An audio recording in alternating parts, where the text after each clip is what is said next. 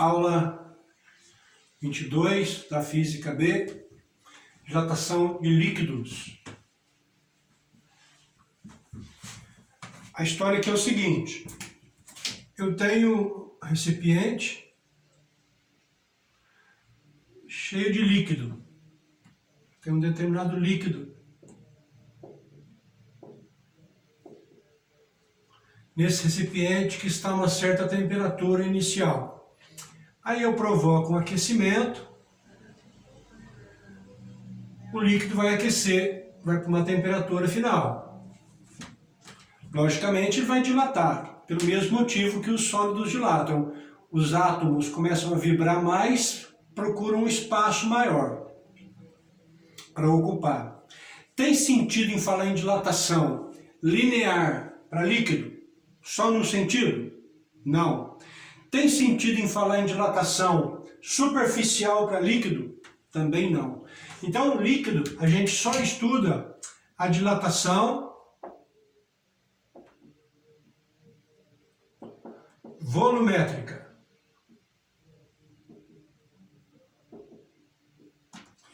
Como é que vai ser o aumento de volume que esse líquido vai ter com o aumento de temperatura?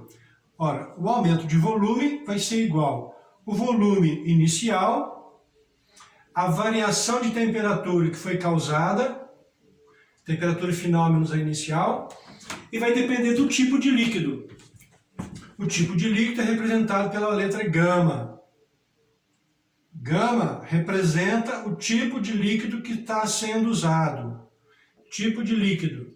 E todas as vezes que disser que você estiver fazendo cálculo de dilatação volumétrica de líquido, esse coeficiente de dilatação vai ser sempre o volumétrico. Nunca é dado coeficiente linear de líquido, nem coeficiente de dilatação superficial para líquido.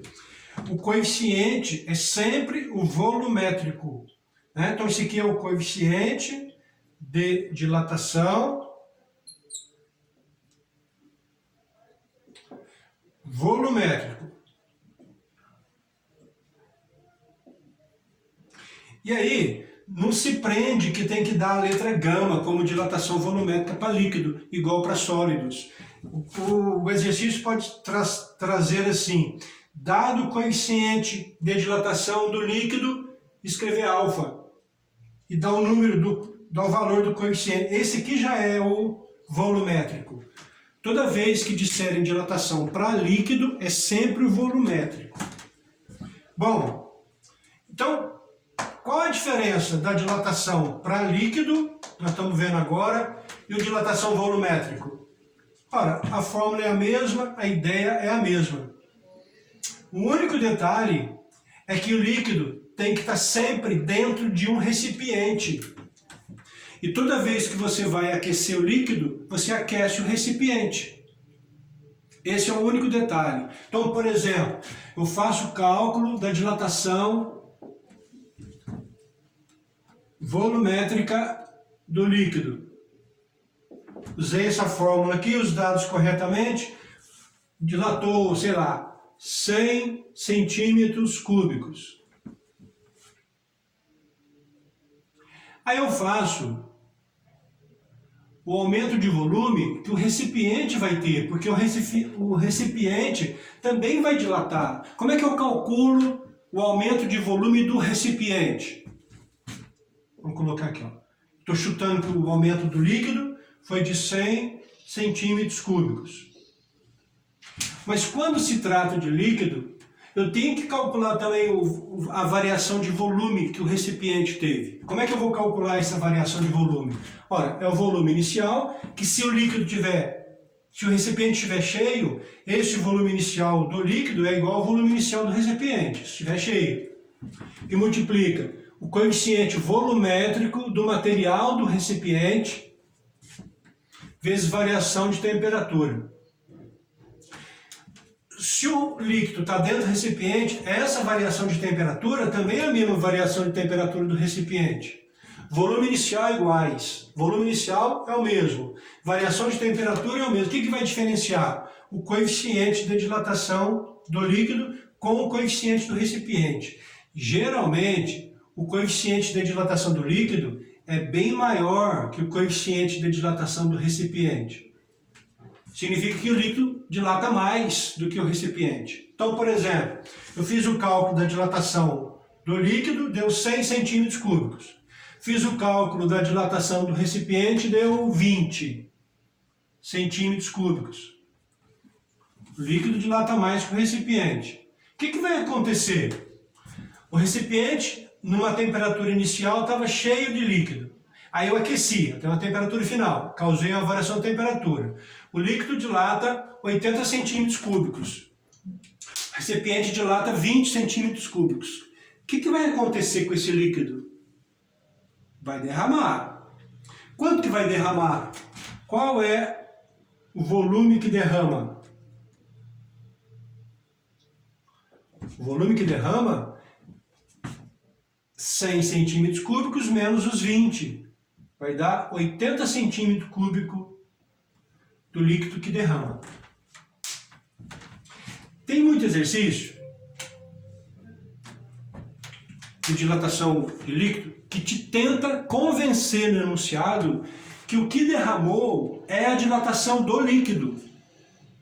Estou lembrando do exercício aqui que era assim, um tanque cheio de combustível,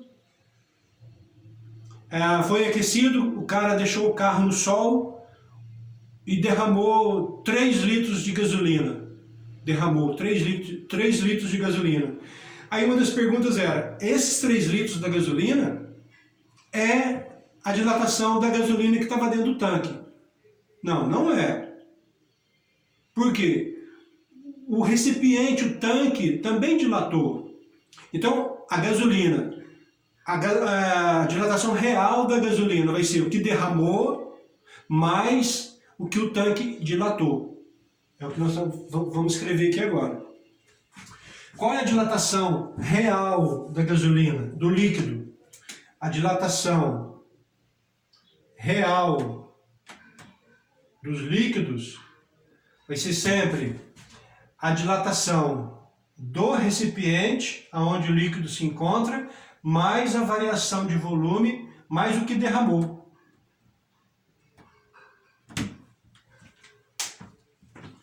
Se a gente desconsiderasse a dilatação do recipiente, desconsidera a dilatação do recipiente. Se o líquido aumentou 100 centímetros cúbicos, quanto que vai derramar? 100 centímetros cúbicos. Ficaria mais fácil. Mas geralmente ele considera a dilatação do recipiente. Se deu 20, vai derramar só 80. Então a variação de volume, o que o líquido realmente dilata, esse aqui, vai ser sempre a dilatação do recipiente mais o volume que derramou. Geralmente o exercício te dá o que derrama, tenta te convencer que é a dilatação real do líquido, aí você calcula a dilatação que o recipiente teve, soma os dois, você acha a dilatação do real do líquido, que o líquido teve. Tem até uma formulazinha para a gente calcular esse volume aqui, ó, que derrama.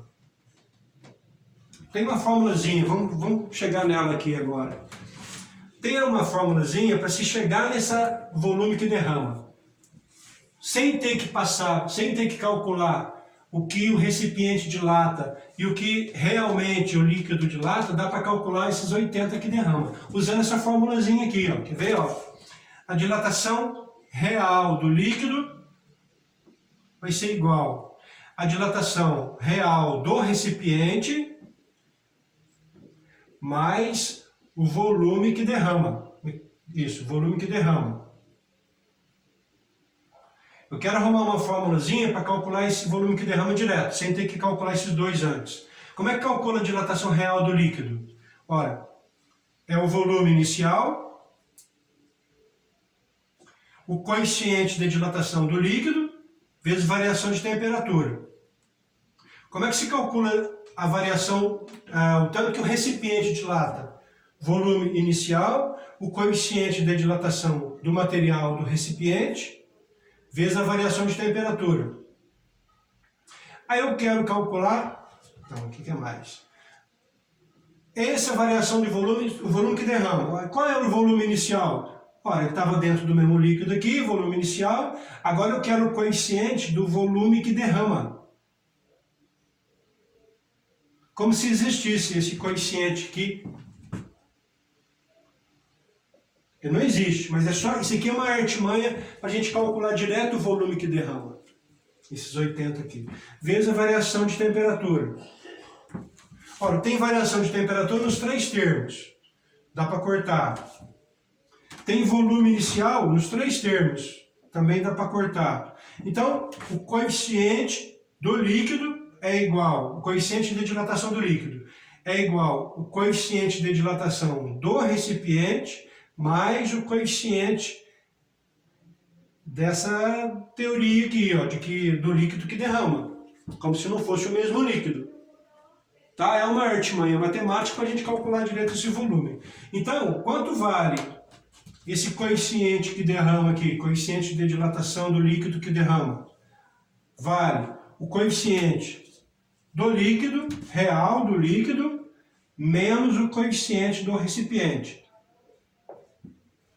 Então, se tiver um exercício, você está resolvendo um exercício, aí o cara deu o volume inicial, deu a variação de temperatura, deu o volume inicial, já tinha dado aqui, deu o coeficiente de dilatação do líquido e o coeficiente de dilatação do recipiente.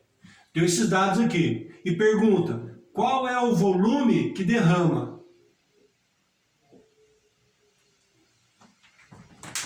Se você não quiser calcular o volume que aumenta do líquido, o real de dilatação do líquido e o dilatação do recipiente, se você não quiser passar por essas duas etapas, você pode calcular direto o volume que derrama por aqui. Ó. Então, como é que vai ficar o volume que derrama? Vai ficar assim, ó, volume inicial que multiplica. O coeficiente que derrama é o coeficiente real do líquido menos o coeficiente do recipiente vezes a variação de temperatura. Então você faz a subtração entre os dois coeficientes, do líquido é sempre maior que o do recipiente, faz a subtração, multiplica pelo volume inicial pela variação de temperatura, você já calcula o volume do líquido derramado.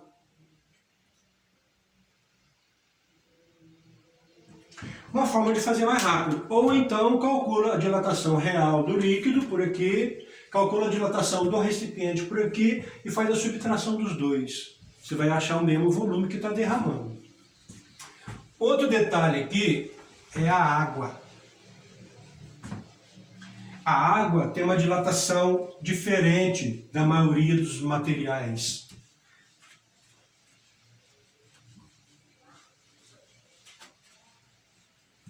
Como é que fica o gráfico? Antes de falar da água, vamos falar da maioria dos materiais. Maioria dos materiais. Aqui é o volume e aqui é a temperatura. E aqui embaixo, os dois eixos juntos aqui, vou marcar aqui, ó. Aqui é o volume.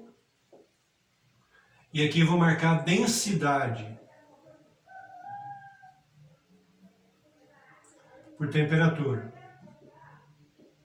E aqui do lado eu vou fazer para a água, que tem uma dilatação diferente da maioria dos materiais. Vai ficar assim, ó. Aqui é volume de água, aqui é a temperatura, e vou fazer aqui também gráfico da densidade da água pela temperatura. A maioria dos materiais tem um certo volume inicial. Como é que se calcula a densidade desse material? Ora, densidade é massa por volume. Então tem uma certa densidade. Quando eu aumentar a temperatura, o que acontece com o volume da maioria dos materiais? Vai dilatando, vai aumentando o volume. Então, o volume é uma reta crescente. O volume vai aumentando. A variação é linear.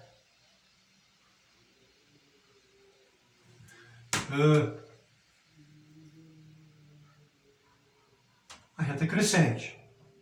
O que acontece com a densidade? Ora, se o volume está aumentando, o que acontece com a densidade? A densidade está diminuindo. Então, é uma reta também decrescente, só que nunca vai tocar no eixo das temperaturas, porque vai ter densidade zero. Nunca. Aqui vai tangenciando o eixo das temperaturas e nunca toca no eixo das temperaturas, porque nunca vai ter uma densidade zero. Então, a maioria dos materiais tem esse comportamento. Aumenta a temperatura, aumenta o volume. A água de 0 graus até 4 graus Celsius, 0 graus até 4 graus Celsius, tem um comportamento diferente.